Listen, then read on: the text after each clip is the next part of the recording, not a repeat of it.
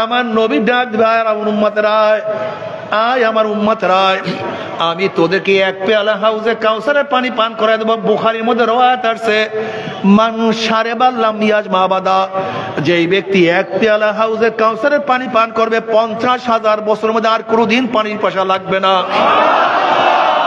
সুবহানাল্লাহ।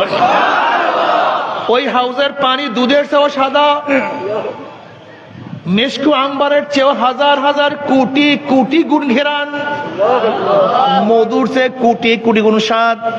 ওই পানির এত তাসির, এক পেয়ালা পানি পান করলে 50,000 বছরের মধ্যে আর কোনোদিন পানির পিপাসা লাগবে না।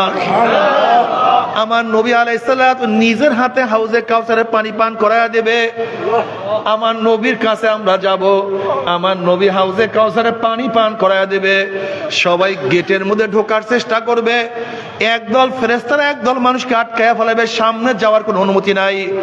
ওই সমস্ত ব্যক্তিরা বলবে, ইয়া নবী আল্লাহ, ইয়া রাসূলুল্লাহ, আপনি আমাদেরকে ডাকছেন কিন্তু ফেরেশতারা আমাদেরকে আসতে দেয় না। নবী আলাইহিস সালাতু ওয়াস সালাম বলবে, হে ফেরেশতারা, আমার উম্মতকে সারিয়া দাও, আমি ওদেরকে এক পেয়ালা হাউজে কাউসারের পানি পান করায়া দেব। কিয়ামতের 50,000 বছরের মধ্যে আর কোনোদিন পানির পিপাসা লাগবে না।